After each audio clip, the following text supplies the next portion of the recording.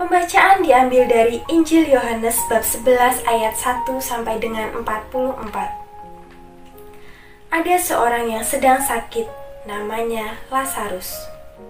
Ia tinggal di Betania, kampung Maria dan adiknya Marta. Maria ialah perempuan yang pernah meminyaki kaki Tuhan dengan minyak mur dan menyekanya dengan rambutnya. Dan Lazarus yang sakit itu adalah saudaranya. Kedua perempuan itu mengirim kabar kepada Yesus, "Tuhan, dia yang Engkau kasihi sakit."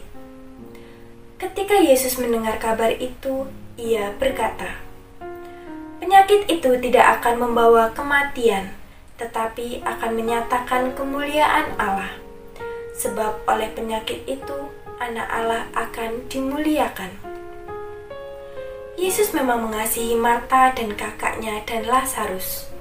Namun, setelah didengarnya bahwa Lazarus sakit, ia sengaja tinggal 2 hari lagi di tempat di mana ia berada. Tetapi sesudah itu ia berkata kepada murid-muridnya, "Mari kita kembali ke Yudea."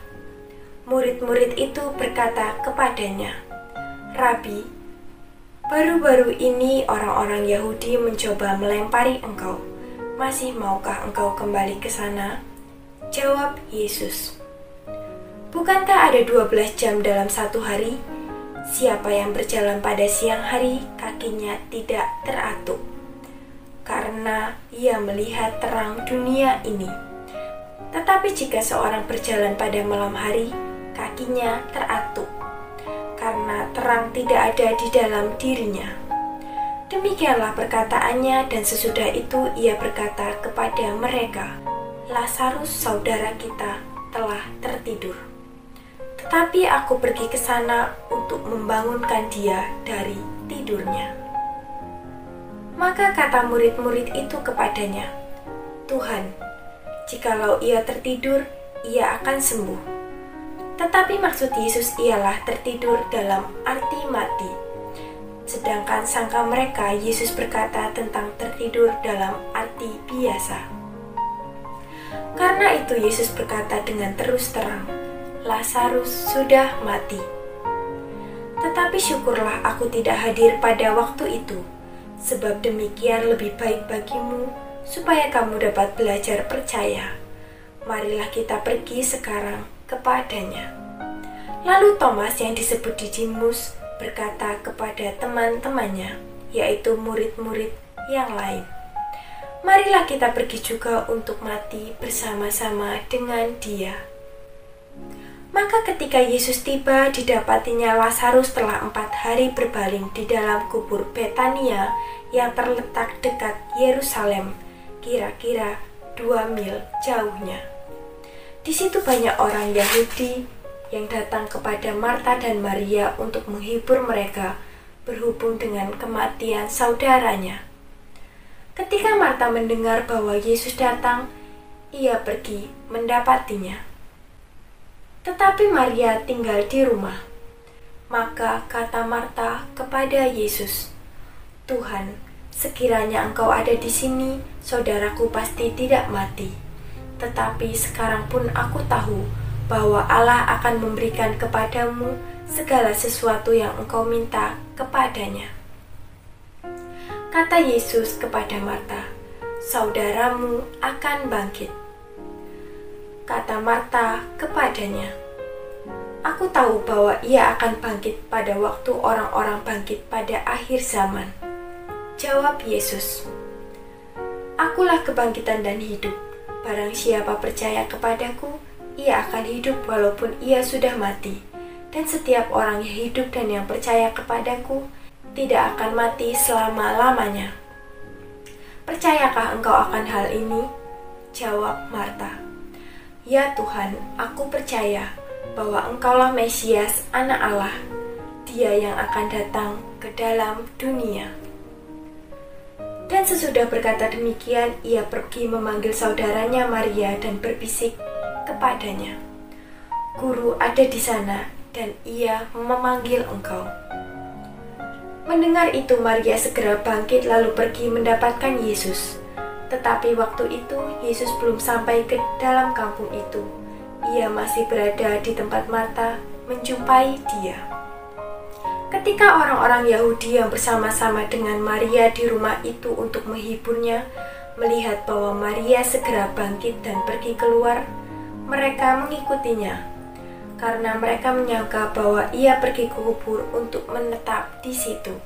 Setibanya Maria di tempat Yesus berada dan melihat dia, tersungkurlah ia di depan kakinya dan berkata kepadanya, "Tuhan, sekiranya Engkau ada di sini, saudaraku pasti tidak mati." Ketika Yesus melihat Maria menangis dan juga orang-orang Yahudi yang datang bersama-sama dia, maka maksudlah hatinya. Ia sangat terharu dan berkata, "Di manakah dia Engkau baringkan?" Jawab mereka, "Tuhan, marilah dan lihatlah." Maka menangislah Yesus. Kata orang-orang Yahudi, "Lihatlah betapa kasihnya kepadanya."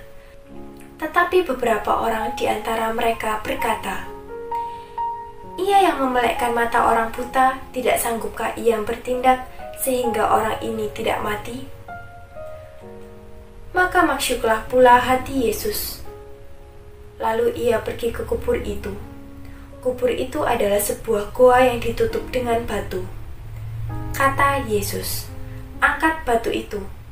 Marta, saudara yang telah meninggal itu, berkata kepadanya, "Tuhan, ia sudah berbau, sebab sudah 4 hari ia mati."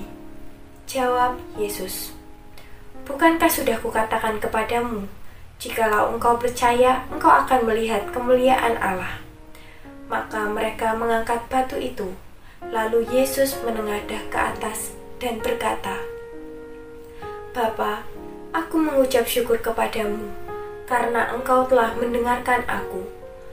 Aku tahu Engkau selalu mendengarkan aku, tetapi oleh karena orang banyak yang berdiri di sini mengelilingi aku mengatakannya, supaya mereka percaya bahwa Engkaulah yang telah mengutus aku." Dan sesudah berkata demikian, berserulah ia dengan suara keras, "Lazarus, marilah keluar."